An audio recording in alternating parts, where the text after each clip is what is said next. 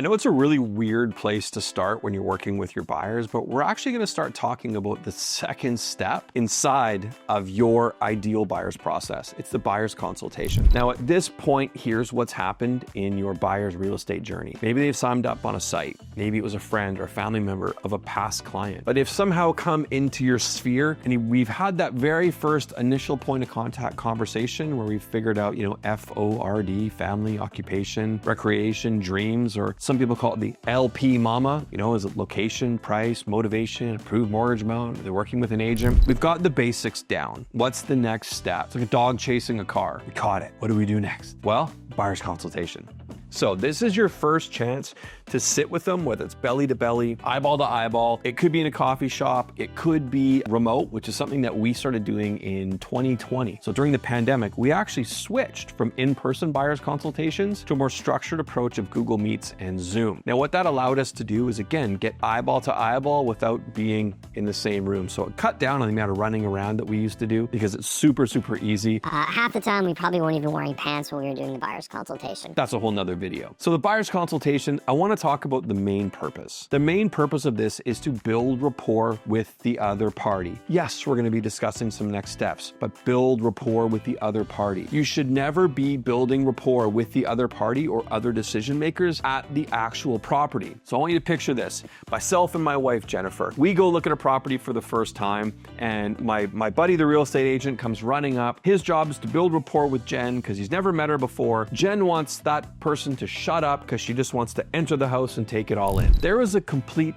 disconnect and gap in those goals. The agent wants to get rapport with all decision makers. The other decision maker, well, they just want the agent to shut up. So remember, your goal is to build rapport before you open the first door. You are not a glorified door opener. This is part of your process. Now, let's talk about how to build rapport at that first point of contact. Essentially, what we're doing is we're almost revisiting the exact same lead conversion script or the pre-qualification script that we initially led with. Now, my two absolute favorite questions are, number one, well, again, let me preface it before you even ask the questions. I would say, Joe, I'm so happy we're getting together today with you and Jen. And I'll tell you what, Joe, I've had a chance to get to know you. I'd love to take a chance and get to know Jen. Now, always start with that so it doesn't look like you're ignoring one party. Flip over to the other party.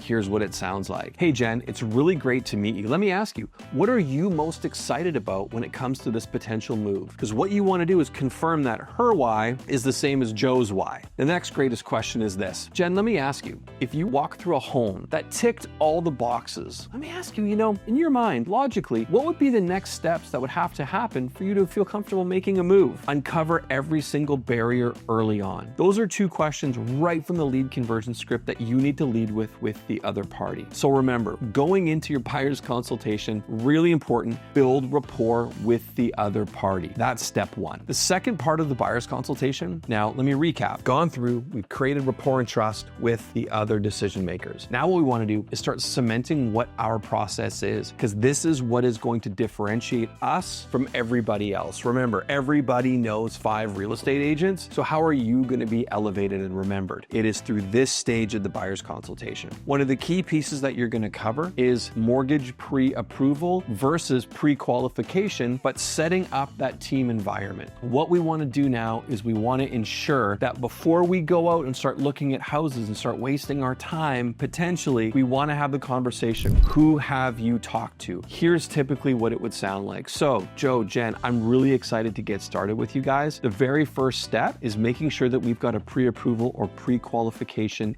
in hand prior to viewing. This puts us in the best position possible as a team should we find something that you can't walk away from. Does that make sense? So let me ask you, who have you been working with to secure the best rate possible? I would love to know. So open-ended question. You're reiterating the fact that this is part of a team. You can even go so far to say, yeah, you know what? Bill Smith, I've heard of him. He's amazing. What I'd love to do is get a 3-way text conversation set up. That way, if Bill has any questions for me directly, that line of communication is open. Let me take that right off your plate right away. So again, reiterating team, reiterating text threads, reiterating communication strategies. Now, the other thing that people typically miss when it comes down to a great buyer's consultation is talking about deposits. So typically we kind of assume, well, hey, you know, they must know they've bought a house before. Don't assume. Now, you know what they say about assumptions. Well, I'm going to test you on this one in a few minutes, but what I think about assumptions is every up in human history has been birthed out of an assumption. So we want to take those assumptions away. Assume that nobody has any clue what deposits look like. Here in my marketplace, between 3 and 5% is very, very common. So we want to give people context. So in my mind, if they're looking at a property that's $865,000, I probably should say, hey, so common price range for the property that we're looking at is about $865,000. Now, what we need to do is we need to make sure that we've secured 3 to 5% of that right away, because it is common in our marketplace that we need to provide that deposit within 24 hours of an accepted offer. It does need to be liquid funds. So I'm sorry, waiting 10 days for your crypto.com to convert might cause us to lose out. So have the conversation around context. We're looking in this price range. Here's the percentage, which is this amount of money in today's dollars. And here's how fast we need it. Have that conversation. Don't leave that out. Now, the last thing you want to talk about when you're setting your process is this, and I've seen so many agents go awry on this one piece. Explaining to your clients what happens when they see a home, and they will. That's for sale by owner. That's expired. Maybe it's listed with like a discount brokerage. Think about that. Do you have enough trust and rapport and mutual working respect with your clients that they'll do the right thing when that opportunity happens? If you can't say 100% for certain, you need to have that conversation. Mr. and Mrs. Client, you will see a home that's off market. You will hear of an opportunity before I do from, somebody's Aunt Agnes who passed away, and you're going to hear about it around the water cooler. When that happens, I need to be your first call. My job is to control the logistics and the narrative and represent you, the buyer. So before you have a conversation with the owner of that property, it's very important that you talk to me and I have a conversation with them first, because my job is to show you how to get a home at market rate or better. Does that make sense to you? Make sure you're having that exact conversation, because your buyer's eyeballs will stray. Trust me on that one. It might have even happened to you already and you don't even know it. So one of the final steps is essentially setting up next steps. It's letting your clients know that during the week, properties are going to creep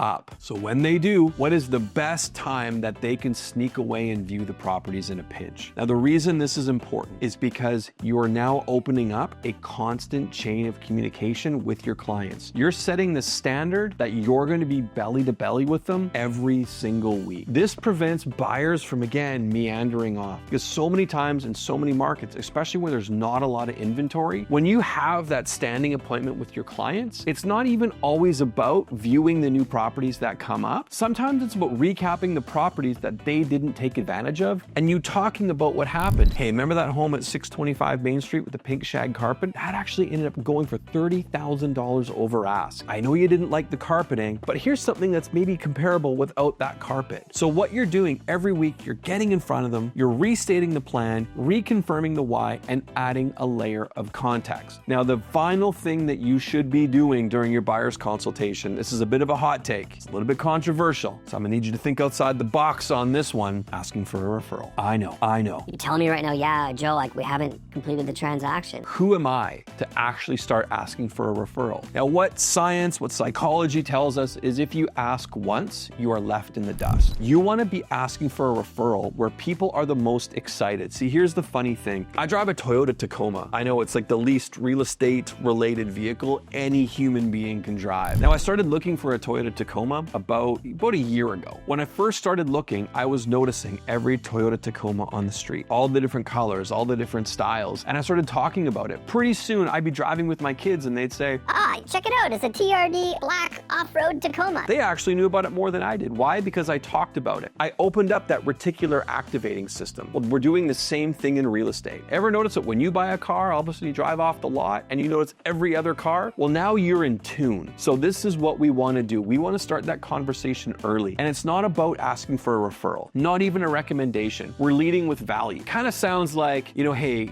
honestly, Joe, I'm so excited that you're excited. We're going through this real estate journey together. Now, even us talking about real estate, it's going to open your eyes and your ears to every other real estate conversation in the natural world. Then you want to start leading with value. My job is to make you look amazing, even for recommending me to a friend or a family member or a colleague. My job is to make you look like a rock star. Sprinkle in the mechanics. So what I would love it if you could do is a 3-way text or a 3-way email, and you'll see that my job's to make you look good, but also to give somebody, even if it's only an amazing second opinion, I want you to see that. So Joe, let me ask you, who do you know that I should know that could be struggling with their real estate hopes and dreams? Who do you know that I should know that has questions about their equity, just like you did? And then stop talking. Let's get people in the ether when they're the most excited about what's to come. That is during the buyer's consultation or during your listing process. Get them when they're the most excited and talking about it, not when it's super stressful and the transaction was 6 months ago. So with that, those are the major pieces inside of your buyer's process that are missing. And that one major piece is your buyer's consultation. And inside that buyer's consultation, you need to make sure you're covering rapport with every decision maker. You need to make sure that you're covering all your next steps, talking about your deposits, talking about forming a team with that broker, creating that chain of communication, but most importantly, what's going to happen when they see something off market. Let's make sure we plant that invisible fence. We're going to wrap it up with a little bow right at the end because we're actually going to ask for a referral by never saying the word referral again.